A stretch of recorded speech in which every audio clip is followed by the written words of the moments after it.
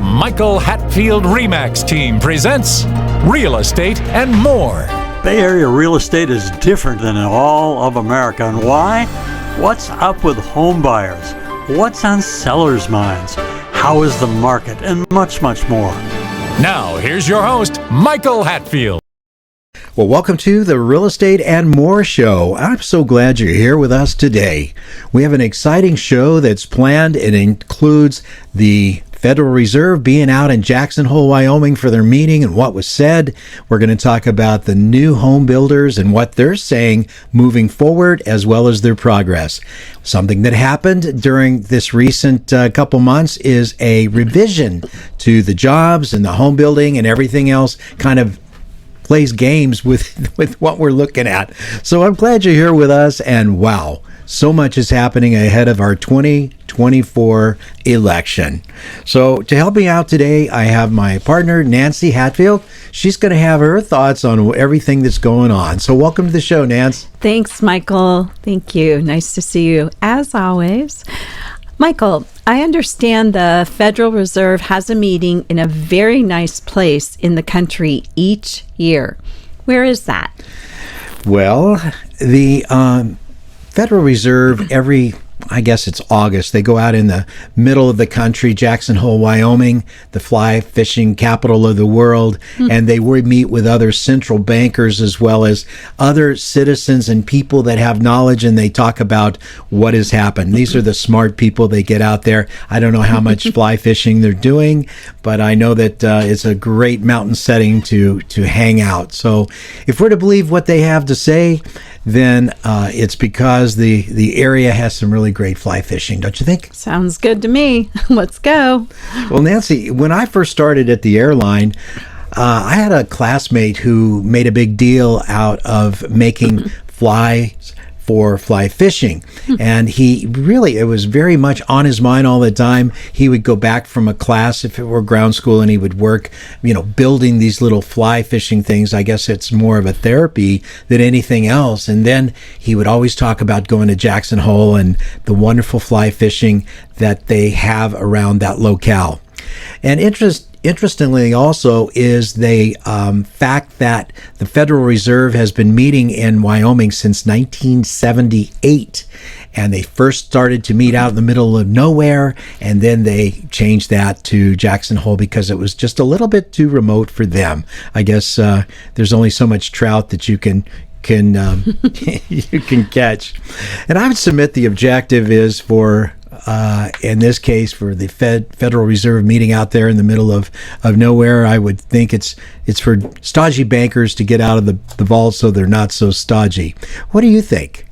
I guess that sounds interesting. Back in 78 is when they changed their location, right? Right. Okay, interesting. So let's go on. I'd like to know, what did Chairman Powell end up saying or whispering to everyone?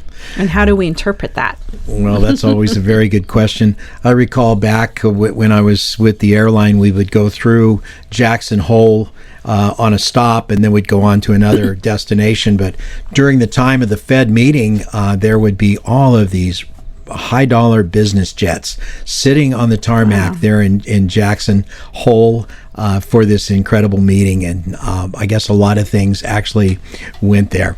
In this year's meet, Chairman Powell actually had the opportunity to let the world know that he was finally going to do something about those interest rates, and what level of reduction is still in question. It's still a seesaw. We never really know what they're going to do. We don't know if it's going to be 0.25% or 0.5%. And some of the world's financial people are whispering a half a point or more, but I don't think so. I think they're going to be very cautious with any rate improvements that they have going forward. So remember that Federal Reserve rates, prime rates cuts do not necessarily transfer, right? Apples to the mortgage rate sector, and that the powers that set the mortgage rates can bake whatever they think may or will happen into mortgage rates. Well, that's always true. it's hard for the old normal Joe just to get out there and say, well, I'm going to go ahead and borrow on this house and pay more than I think I should pay for the rent of the money to buy the home and have a really great mortgage on the home. And so a lot of people, they just hesitate and don't take that opportunity as an opportunity. But in my view, they should probably just go ahead and buy the home, take advantage of the interest that you have in having your own home, taking advantage of the tax benefits that you have, as well as making money in the Bay Area while you sleep through home appreciation. What say you? Well, I think that's kind of interesting there's so many things we can talk about here, but anyways, so what about going back to like this week's Friday? Give me an example of like a credit union, what they're doing, for instance. It's 6.1% in most of the credit unions that are interested in 30-year fixed mortgages.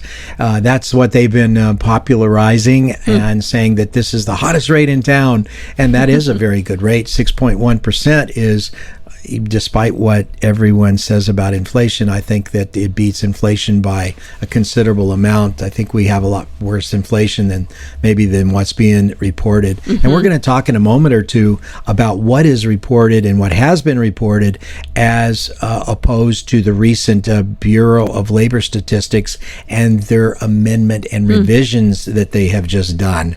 So I feel, we're ahead of that 7.72% 50-year average at 6.1%. Right. It's most certainly a step in the right direction as we look to revitalize our mortgage market and hopeful buyers, the ones that actually want to buy a home. Because right now, a lot of the buyers have just said, I'm going to just sit on the sidelines. And I say, no, but sit on the sidelines until they get a rate that they think, okay, well, this will be okay. But I don't see it quite that way. Do you? We've had conversations with buyers more recently about the rates and saying, just look at it. What do you want? Do you want to buy the home? Can you afford to buy the home? Does it make sense to buy the home? And you've encouraged them to go ahead and do it and then refinance over the years as rates change, because they will change, and that's been good advice. Yeah. And they've been able to now have homes and are all very happy because of that. And they didn't wait just for that perfect interest rate. Yeah, the interest rate is much less of a factor, in my view, in the purchase of a home from a financial aspect than when you compare it to the tax benefits you have, being able to depreciate the structure, and then you've got the long-term capital gains. And boy, I sure hope that we can keep that long-term capital gains in place moving forward through this next coming election. By the way, coming up in the next 2 weeks of September, is a more economic data that is to come out. And with that data, it'll give the feds a bit of power to hopefully reflect and do something more with the interest rates than what they've been doing. Because as far as the real estate market, this interest rate being at the levels that they have been, which I can say is certainly higher than the buyers expect, has been a real problem for buyers. So I'm looking forward to those first 2 weeks of September, and we'll hear more about the Fed's current reflections as they look back on what they've done and looking forward at what they will do. Interestingly, as I mentioned, mortgage rates and treasuries have already priced in a 0.25 rate, in my view. I don't know how you see it, Nance, but the upcoming economic data needs to not say anything too wonderful about the economy for the Federal Reserve to reduce the rate. If it says it's the economy's doing really great, then they're not going to do anything with the rates. If they say, well, we've got inflation higher, this is not as good as what we thought, we're going to decrease the rate. So that's what we're looking for come September. So I just hope that'll happen. That's an interesting dynamic. Yeah. So just think, should any deterioration in economic outlook occur, rates could improve more percentage-wise. Well, we'll wait and see, won't we? We We'll sure be will. excited. So just released data from the U.S. Department of Housing and Urban Development indicated that sales of newly built single-family homes in July rose 10.6% to 739,000 seasonally adjusted annual rate from significant upward revisions in June, according to newly released data. And the pace of new home sales in July is up, I think it's about 5.6% from a year earlier. After the notably higher revisions for the May and June data, new home sales from January through July of 2024 are up 2.6% in 2024 compared to the same period in 2023. So, Well, that's pretty good. That's pretty good. yeah, you're listening to the Real Estate and More Show Real Estate Market Briefing episode. I'm your co-host today, Nancy Hatfield, and now let's get back to the show. I'm looking at a graph of new single family home sales, and it is showing what the new sales are as opposed to what is needed by way of inventory.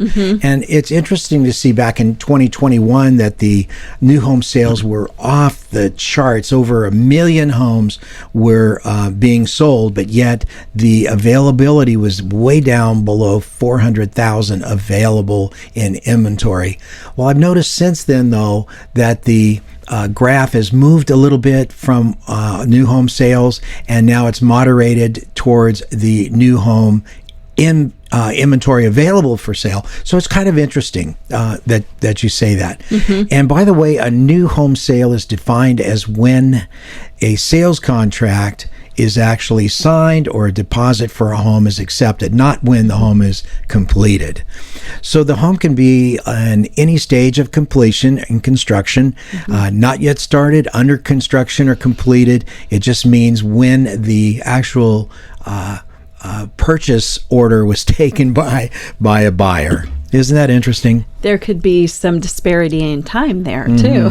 Yeah.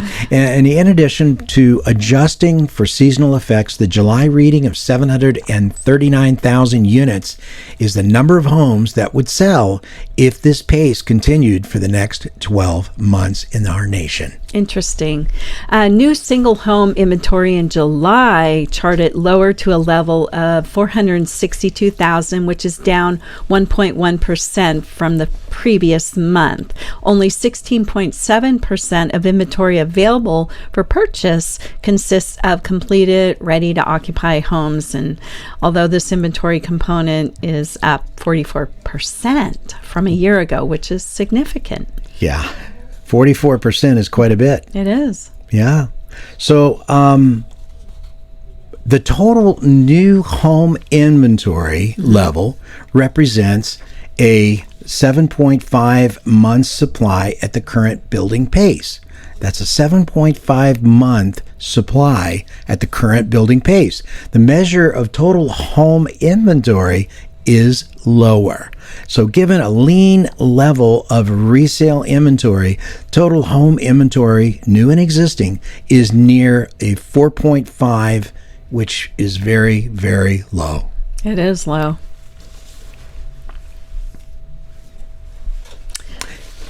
You know, I find it really interesting about all of these guys sitting out there in Jackson Hole, Wyoming, with their fly fishing men and trying to get some of the nation's business done. Coming up on our show, we have a U.S. congressman, a former congressman, to talk on some of these things, but see what his opinion has to do with our Federal Reserve sitting out fly fishing and poking around our nation's most valuable financial aspects. Is kind of interesting. I think you just want to do a little fly fishing on your own. Never done much of it. I was always the kid that threw a sinker and a bobber in the water and started reeling it in. I remember one time with my dad, I was on a river and he was up about 50 yards along this little creek river, and I'm just casting out and reeling back in with a lure, and suddenly I see something following the lure out of the corner of my eye, and I look down, and it's this 4-foot water snake. Oh, no. You want to see a 12-year-old kid have some movement very quickly. That's essentially what happened. And my memories of fishing are getting the fishing hook stuck in your fingers. So there you go. There you go. Well, the medium new home price now in the United States is $429,800. It's up 3.1% compared to last month, and it is a 1.4% decrease from this time last year. Regionally, on a year-to-year basis, new home sales are up 5.4% in the Northeast, 22.1% in the Midwest, and 6.1% in the West. New home sales are actually down 2.4% in the South portion of our country. Interesting stats, Michael. So anyways, large home builders have grown their positions in numerous key housing markets since the late 2000s financial crisis, unfortunately. Their growth coincides with long-term slowdowns in building permitting and construction productivity, which contribute to escalating prices for buyers and for renters. This is what experts say. As an economic tightening cycle slows, real estate investment politicians are promoting policy tools that could alter how homes are built in the U.S. So, Interesting. So we'll see. For more real estate and more shows, go to YouTube at My Real Talk Show. That's at My Real Talk Show, or you can pick up episodes on www.myrealtalkshow.com, myrealtalkshow.com. That's interesting. One good reason, in my view, that the U.S. cannot build homes fast enough is the availability of qualified workers, people that want to actually work. The last Bureau of Labor Statistics estimate there are 45,000 fewer jobs created than was previously estimated. And this is an August update report. I have this buddy that has a large construction company. Not huge, just large. I mean, feeds his family and does really well and has about 40, 50 workers. And he's always saying, I'd like to take on more jobs. We're set up for it, but I just can't get qualified workers no matter what I do. I just have to deal with the people that I have that I know will do a good job, that do great work. And it's hard to find great workers. So once you get them, you better hold on to them because you do not want to lose them. So it stands to reason that a home builder cannot build homes if he does not have qualified workers. So good reason to treat your help nice. That's it. So this is a big point that you're going to talk about here momentarily. According to the Bureau of Labor Statistics, the U.S. labor market may not be quite as strong as previously estimated. According to the preliminary estimate of the benchmark revision, total U.S. overall payroll employment for the period from April 2023 to March 2024, 12 months, was lowered by 818,000, about 0.5% less than previously estimated. So they've been overestimating the number of jobs created, and the August revision caught it. Wow. I know. Wow. Well, Michael, this benchmark revision is actually the largest revision since March of 2009. March of 2009. So that's rather interesting. No, I don't like that so much. It makes me pretty annoyed to see that you get all of these numbers and everybody's hanging on these numbers and find out that the reporting isn't right. So then the Bureau of Labor Statistics goes back in and does a revision. And in this case, it's a benchmark revision, benchmark since 2009, saying that, okay, you know, the payrolls weren't as great as what we reported them to, and the stock markets and equity markets, reacted accordingly. And now they come back and they adjust it very quietly. And what I find also is that if they do that quite often, no one has confidence in what's going on. Yeah, that's not good. Not good at all. Well, take a look at the jobs data. This shows that 2.9 million jobs were created from April 2023 to March of 2024. And now the revision conflicts with that and suggests that job growth was overstated by 40%. No wonder the U.S. cannot build enough houses to house our people. They're reporting that the payrolls are greater, that there's more jobs than there are, and now it comes out that it's not true.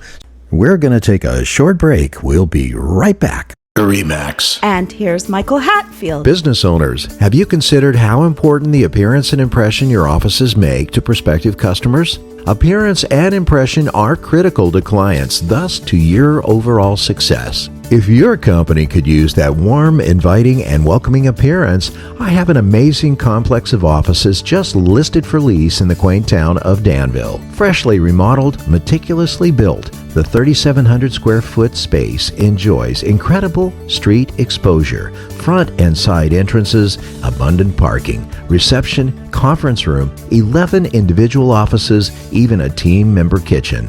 This premium space is located in a blue ribbon building maintained by the renowned Sherman Properties Group. Waste not 1 minute. Call us now. Get help with buying or selling by calling the Michael Hatfield RE/MAX Support Team at 1-800-800-5763. That's 1-800-800-5763.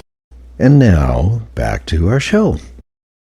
So maybe when they review this stuff down in or up in Jackson Hole and they get together with some of our nation's smartest people, they discover this, and what do they do about it? I don't know.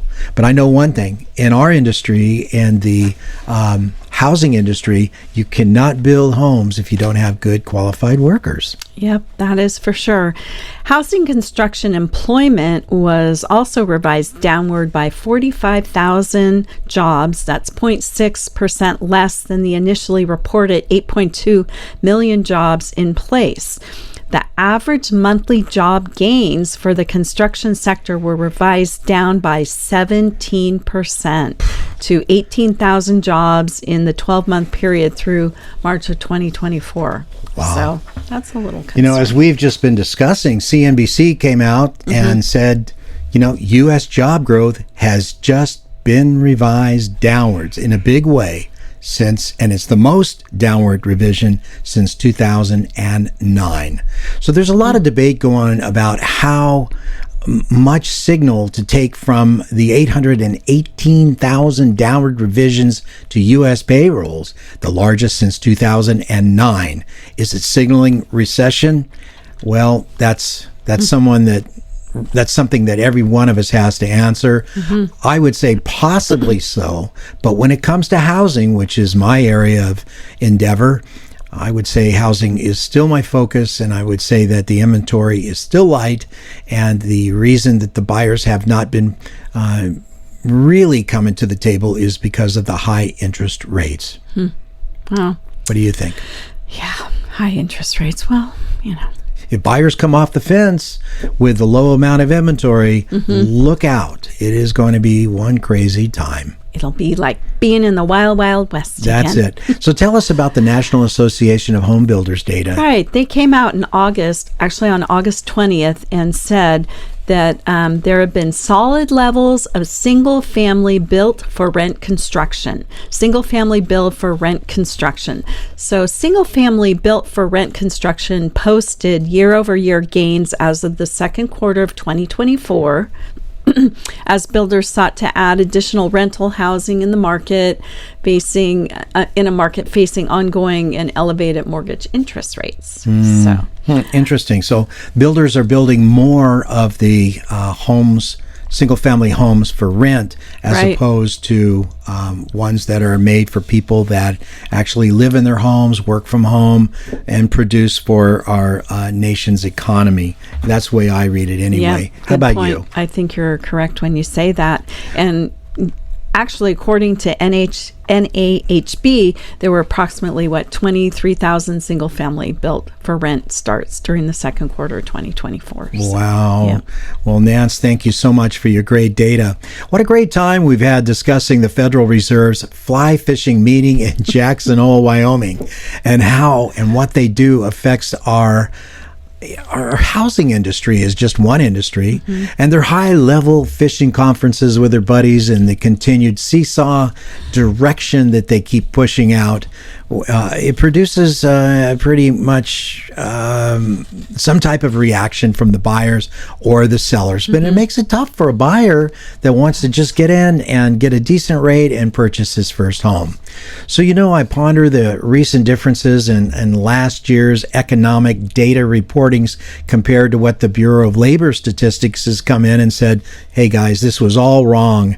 Let's wipe off the chalkboard with this eraser and adjust it. And essentially that's what they have done. So on one hand, we've had weak economic data, which gives the Federal Reserve a reason to put the rates lower. And now we've got this whipsaw thing that says, okay, well, I'm going to take that back now and say, well, the economy's doing better, so therefore we don't have to drop the rates. The next moment, the economic reports in the following weeks, who knows what it's going to do? Who knows what's going to happen? But again, a lot is coming out in September. But what concerns me is when the reports come out, and the reports are all out there, and then they come back and they revise it so aggressively, and we find that this percentage is off by 40%, or the jobs are short by 45,000 jobs. It really affects what everybody is doing in the economy. So if the Federal Reserve, big shots, can't figure it out and what the prime lending rates should be, how can a simple person that wants to buy a home decide that he wants to go ahead and, buy the biggest asset of his life? When it comes to buying a home, though, I think of what our friend and colleague Erin Merritt says. She says, buy the home and date the rate. And I think that's absolutely the way to look at it. So, ladies and gentlemen, you've been listening to the Real Estate and More show. I would like to thank Nancy, my life partner, for being on the show, co-hosting it. And thank you. Thank you. Great to be here, Michael. You've been listening? Yeah, thank you. You've been listening to the Real Estate and More show, our Real Estate Market Brief episode. We'll be back in a moment with our next special guest. Please remember to go to our new YouTube handle, My Real Talk Show. That's My Real Talk Show at youtube.com, and touch that subscribe button. You can also find past aired shows at our handle, My Real Talk Show, on youtube.com.